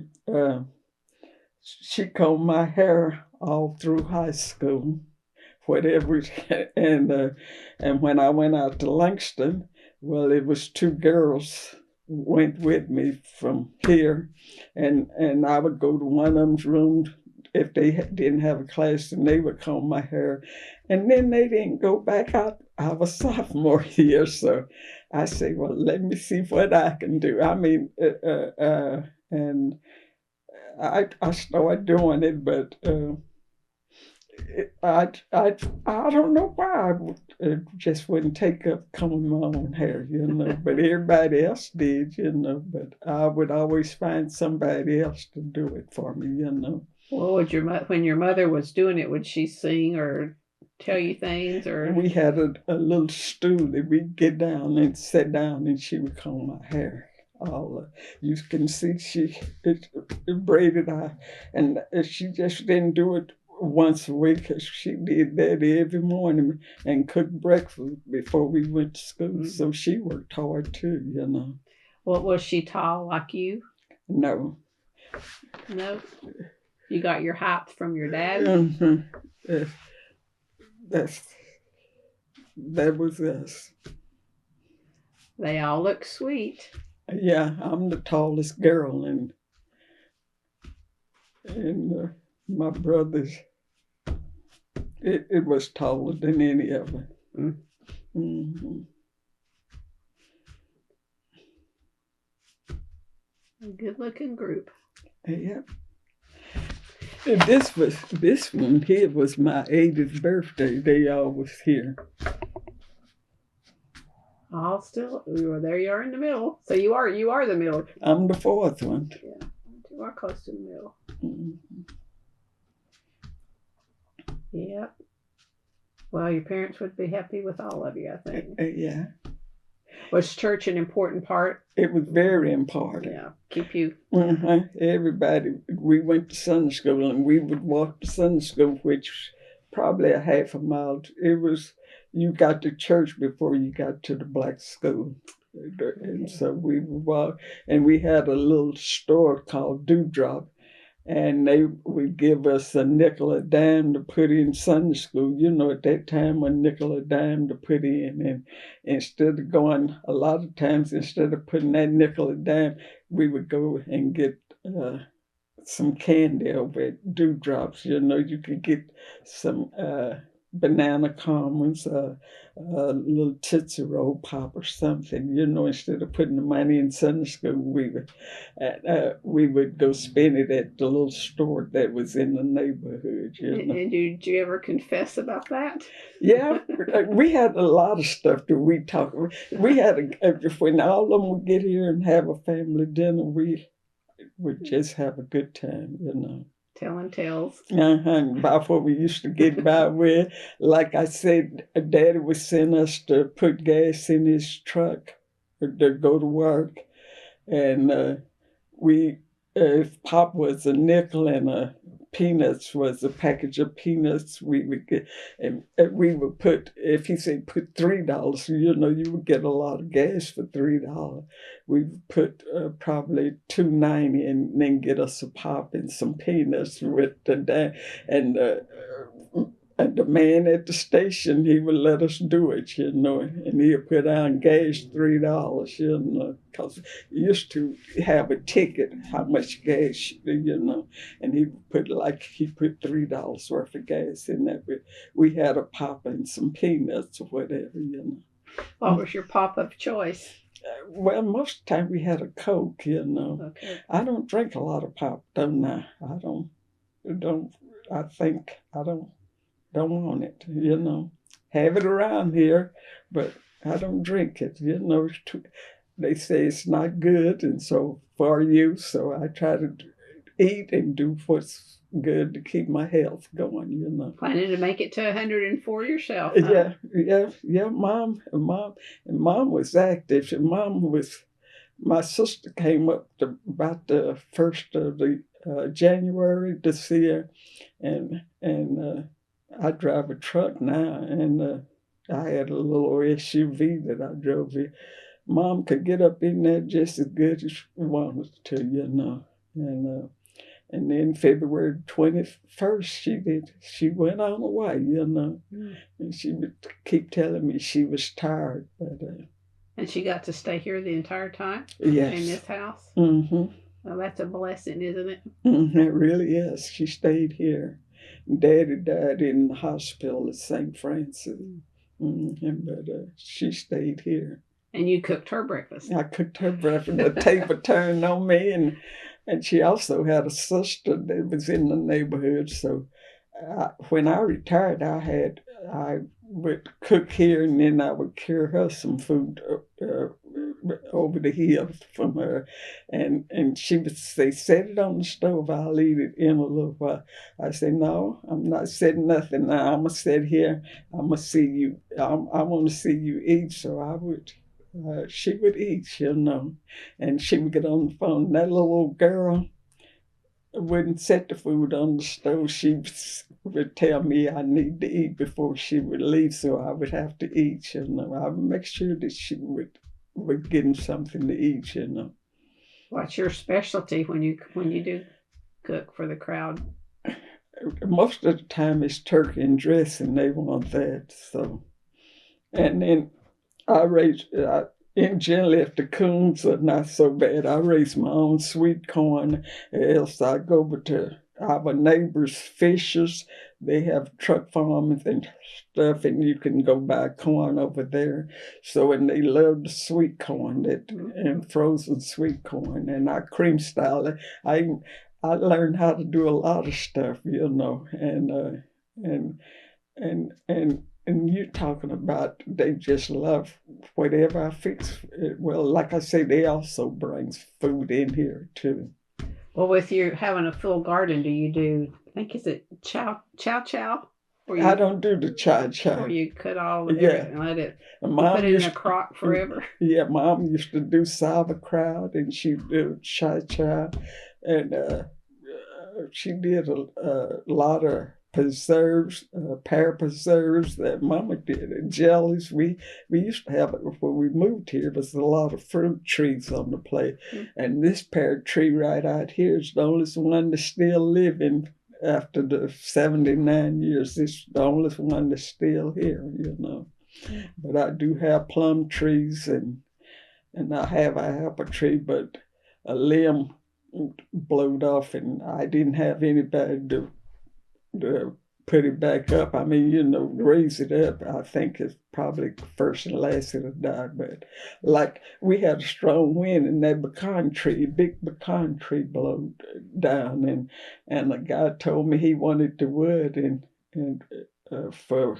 heating his house, and he came and got it and what he could, and left a big old log laying out there in the middle of the field. So I said, I'm going to have to get it moved or burned up or something, And you can't really do prescribed burns for that sort of thing, I guess. Well, bigger pieces of trees. And generally I burn whenever, And the guy that's cleaning up my property now, I thought, boy, he had a big fire yesterday down there burning up the trees that he pushed down. He was doing that. Mm-hmm.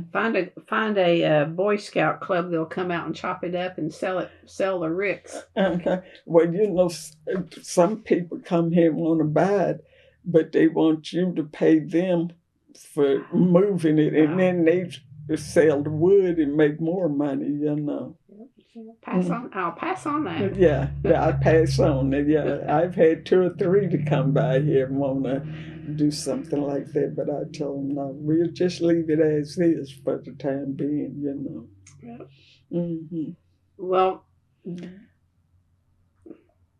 I was going to ask next just went out of my head. Just a minute, let me think. Mm-hmm. There was a drought in 2011, 12 through there somewhere. Do you remember if you were having issues here with cattle, for water for your cattle or for your hay or whatever? That doesn't ring any bells. And not really. We last year was a bad year for hay. I had to buy a lot of extra hay, because of the drought, and it wasn't cheap either. I think they double the price sometime, But anyway, I was able to get enough, and this time look like I'm gonna have leftover hay, And generally, I pay somebody. I have hay metters around here, and I have people to come and bale up the hay, and then do you store some? I got it stored up out there now, some. Mm-hmm. I've seen some that's covered with white. I always think of marshmallows, but that may be cotton instead of hay. That's in white wrappers. Well, that's the netting. Mine is in netting too, and it's out there, Okay. Mm-hmm. My mother used to say a cow can't get a square meal when they went to the round bales. Mm-hmm. Yeah, she had to bale a lot of hay in her day too. Yeah, well, I have a ring, a hay feeder ring put around it where they can't get up on. And now if they get on top of it and lay down on it, then they don't want to eat it, But I have a hay ring that I put around it where they have to stand and eat, But a lot of times they pull it out and walk on it, And do you have cows that have calves? I mean, do you have to pull so calves? far, they've the last bull that I bought, he's a low birth bull, so the calves don't come as large as they used to, but they grow off in pretty good hurry, Okay. Mm-hmm. But you could if you had to, I bet. Not really. That's something I don't really like to do, And then generally, my veterinarian that I did have, he's then got to the place he's not able to come out. His wife had dementia or that, so he had to stay around the house, And he have if I call him and tell him I need an antibiotic or something, he'll tell me to come. But the last time I was down there, he had more dogs And they was wanting to jump on, he said, they're not going to bite you. I said, but it's just too many of them, It looked like about 12 or 15. He had a whole lot of them, Yes. And so I haven't been back down there lately.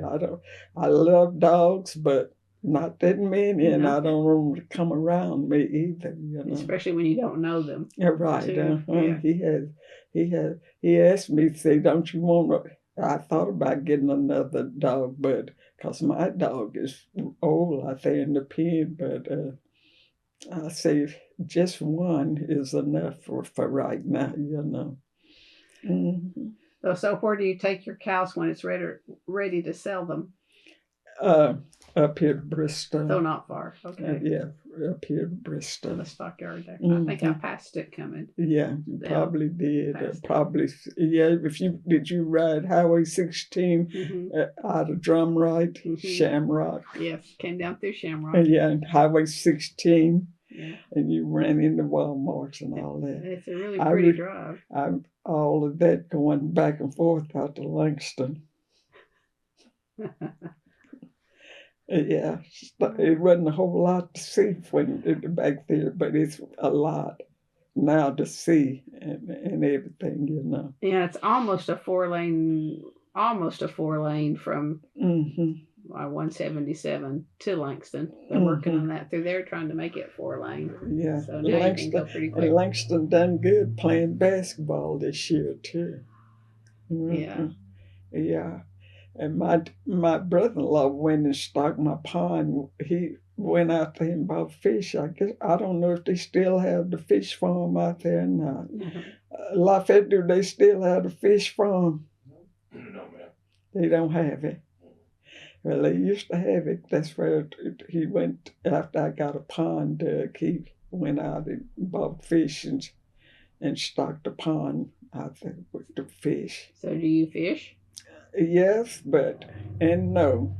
Because before Mama passed away, she's told me, say, I don't like for you to be going fishing by yourself. And when I get out there and stay probably 30 minutes, I come on back. But my little nephew, which is I think he's 14, he was here for Christmas. And he's out of Houston, Texas, and he said, come on, Aunt Pat, and take me. I say, it's just too cold, and you're not going to. And do you know he caught a bass like that? He caught a big bass out of the pond, and that makes me want to go all the time, but I have never caught it, and I've stocked that pond, with fish.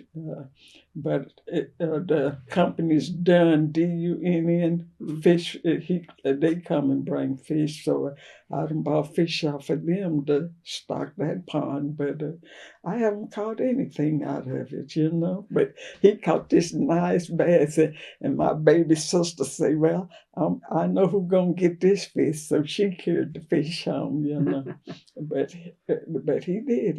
He said he caught some more, but he was throwing them back.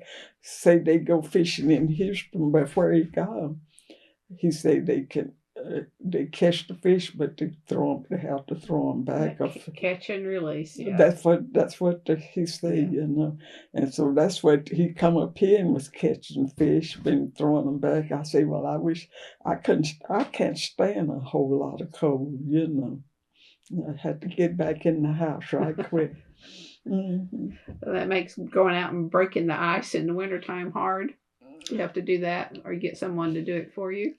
Last year, the neighbors came over and broke the ice. Okay. And then I think I had some of my nephews came and broke the ice this time, because I don't do too much good doing that. We didn't have to do too much of it this past winter. No, not too much, but I did have, I think I had 2 different people to come and break the ice, Okay. Mm-hmm. I know that's a problem in the winter. Yeah, it makes it good, Mm-hmm.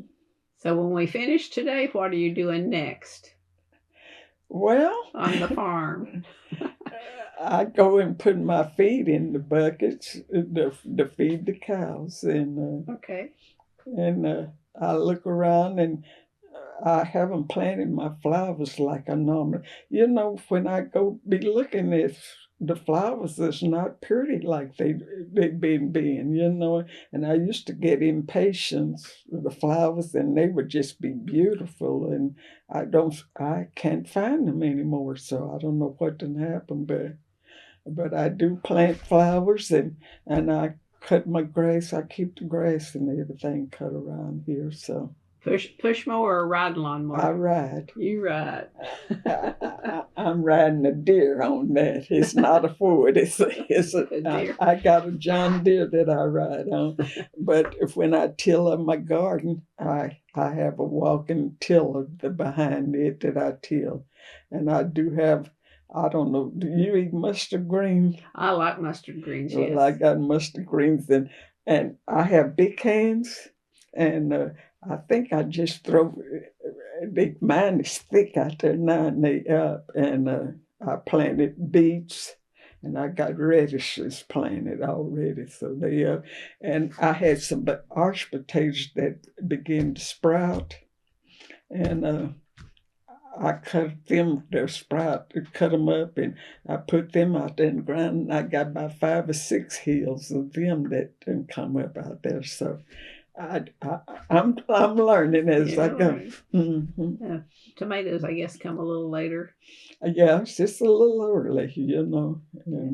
That's my favorite thing, homegrown tomatoes. Well, I'm planning on planting quite a few of them, and I like the bell peppers and I like the hot peppers, so I'm planting all of that, you know. And okra, you've got to have okra. I plant a lot of okra. Yeah, I do that. Yeah, and time it start bearing, I have different ones asking me, is the okra ready? Not yet, you know. Southern popcorn is what we called it. It's great.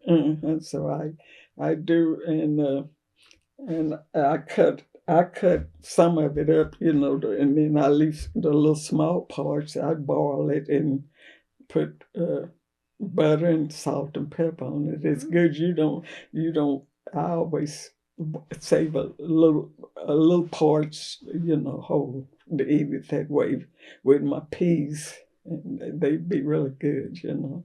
Your kitchen smells good a lot, I bet.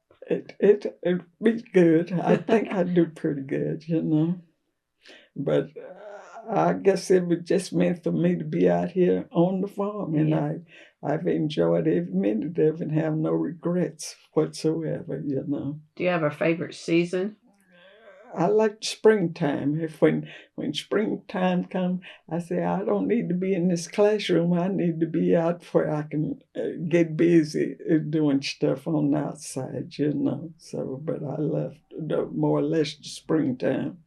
Yeah, I'm thinking the sounds of a farm, what would that be? Like if you were just out in the middle of the field with no one around you, what would you be hearing? Birds. Birds. Mm-hmm.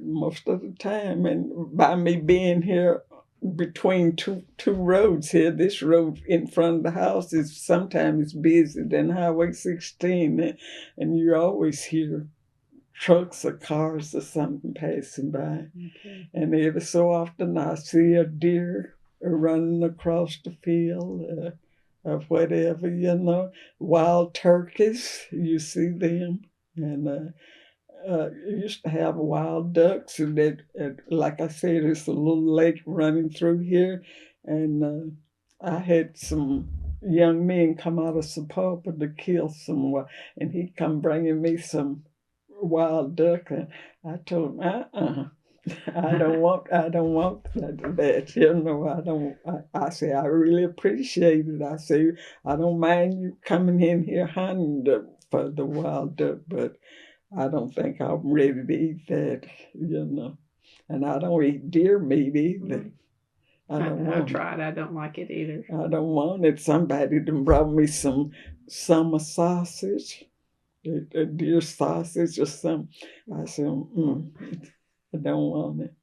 And like I said, had somebody went fishing and they caught some nice fish, you know, and I have different ones stopping and they bring something by, you know. You kind of share back and forth, huh? Yeah, Give really them do. from the garden, and they do that.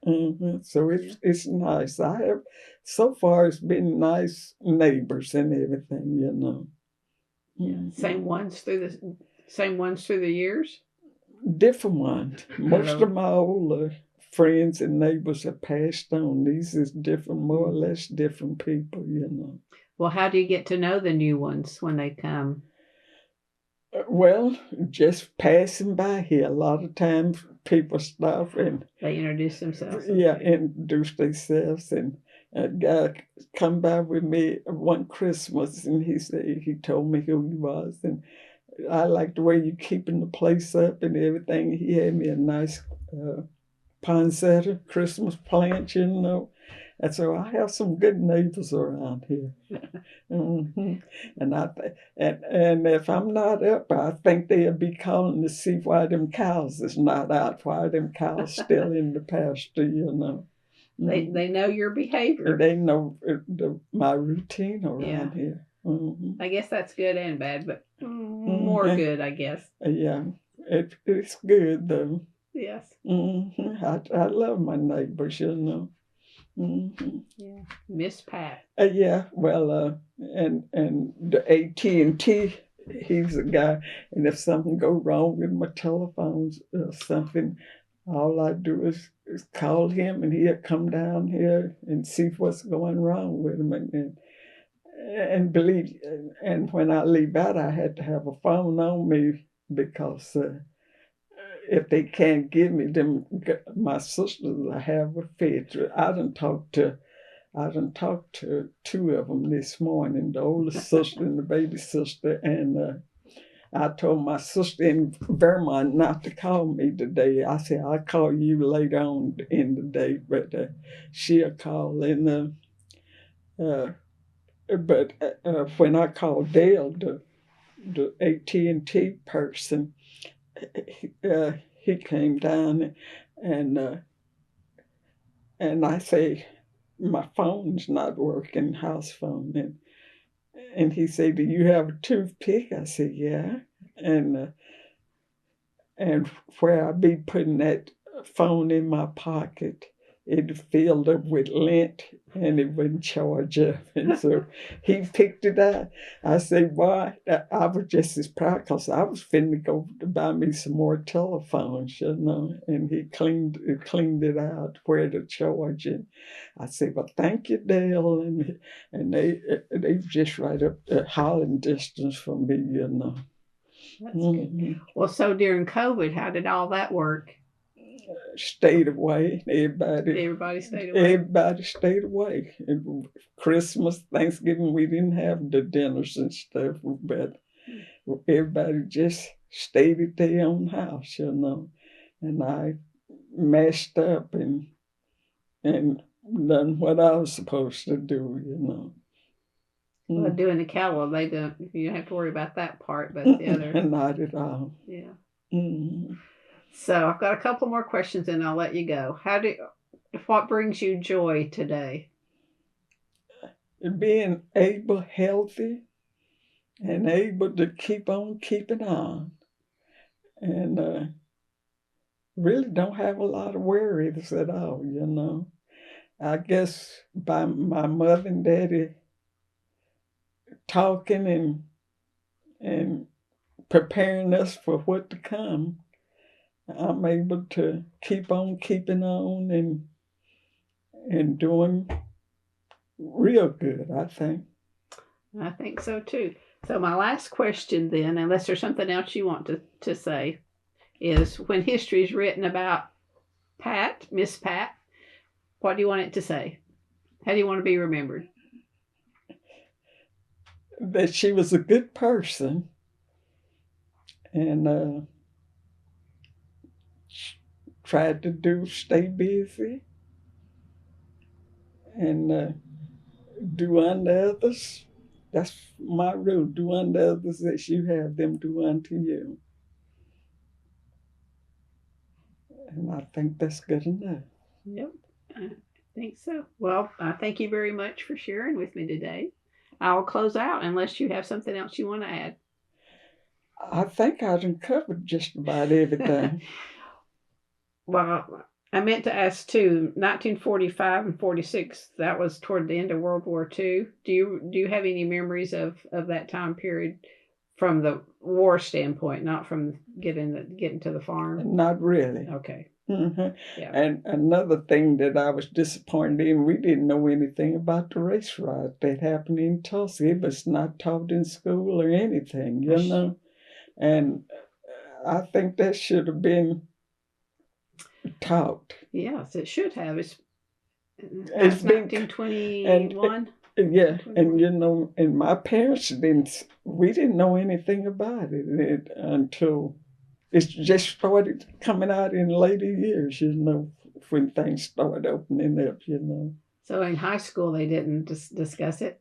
We didn't know anything about it whatsoever. And then at Langston, it wasn't part of history lessons or anything? It wasn't.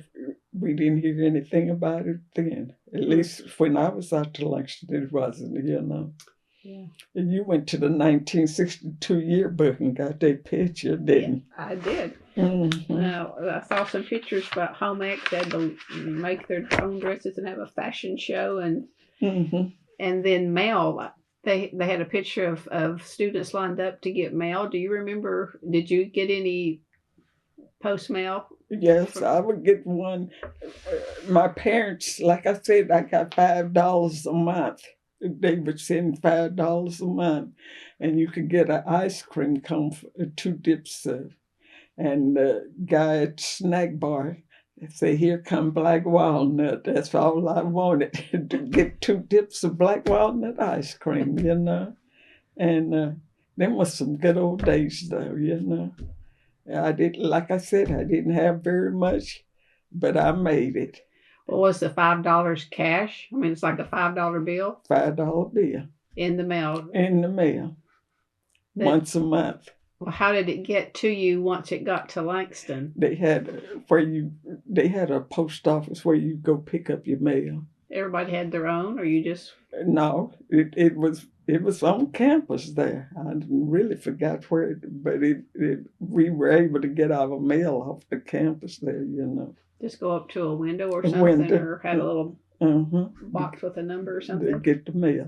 And like I said, didn't get to come home probably twice a year once I got out there. And did they send your grades home? They sent the grades home.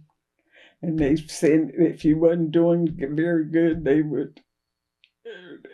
And we had curfews, you know, you had to be in at 10 o'clock at night. They locked, at the latest dorms would be locked up at 10 o'clock.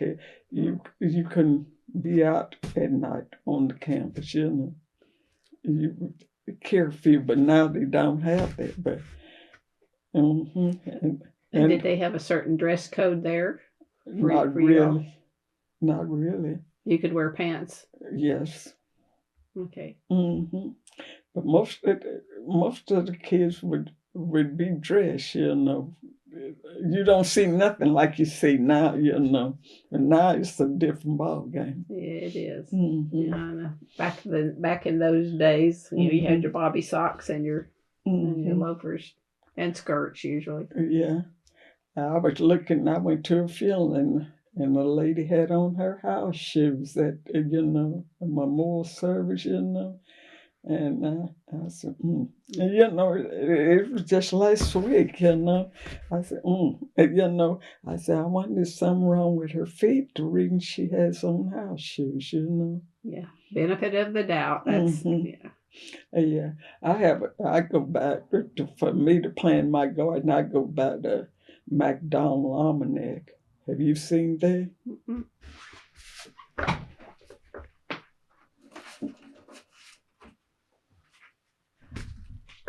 McDonald's. I've seen the other almanac, but not the McDonald's one. It tells you when the signs is right and what to plant and when to plant above the ground and below the ground and whatever. All right. I'll have to. And where do you get these? Oh, you can order them online. Yeah, you can order them, and then I buy mine off an individual every year. Predicts lucky days. Well, and that's what my mother, she would always get a McDonald almanac, so I'm just following the pattern and getting the McDonald almanac to. I have never heard of it. You never heard of it? But that, I'm not a farmer either, so. All right. Mm-hmm. Any other secrets? Not that I know of. Well, I know I said I would finish, but I do want to ask something else too. Would you all travel when you were younger? Would you go on like family vacation or go see relatives somewhere? No.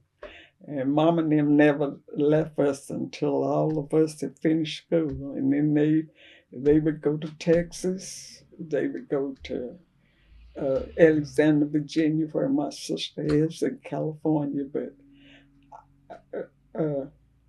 Tanya, I'm not a traveling person. Just leave me alone. Leave me here at Slick, and you don't have to worry about me going. Now, I went on a lot of field trips when I was teaching school with the kids, and we went to art museums and Mohawk Zoo, and we won the bread company that used to make the bread up in Tulsa. We went to different places, field trips, and with the kids, and I enjoyed that. But now, leave me alone. I'm satisfied. My family has a lot of family reunions. They have one, I think, every 2 years.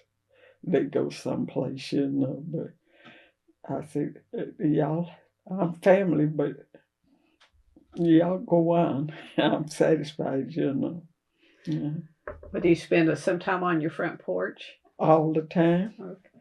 And then I have people, they see me and they come and sit with me on the front porch. They really do. They enjoy sitting out there. And I was finna get up on the ladder and trim up my evergreen tree out there in the yard. And one of my neighbors came by and said, "Have you done lost your plumb mind?" Said, "If you don't get off of that ladder and put it up and leave that tree alone, and before he could leave, here comes somebody else." And while they was here, I went and put my ladder up and put my hedge cutters up, and I won't do it. Just let it look ugly if that's what you think. So, but they didn't offer to help do it anyway. But that's what I was going to say. Or next time, just put on a disguise. But anyway, I have good people coming around. Well, it's nice to know they care enough to come tell you not to do that. Not to do that. But like I said, I didn't feel like I was going to fall off or anything, but they say just one time and you'll be laid up here, Yeah. So I have to be careful. But one thing they was asking me, say, "Did you move downstairs in your mom and dad's room?" I said, "No, I hit them stairs every night to going up to, that's where my room was, upstairs, and I go up and down them steps quite often, That'll help you get to 104 too, won't it? I hope so. I hope so. Yeah. Well, when you get there, I'll come back, okay? Yeah, I hope you come back soon, just to visit or whatever. I'll come help you work in your garden. Yeah. Yeah, that's my mom on that computer. You look sweet, too. She's going somewhere. She's got her purse. Yeah, and they had a green Ford pickup that she rode around in all the time. So that's why you have the Fords.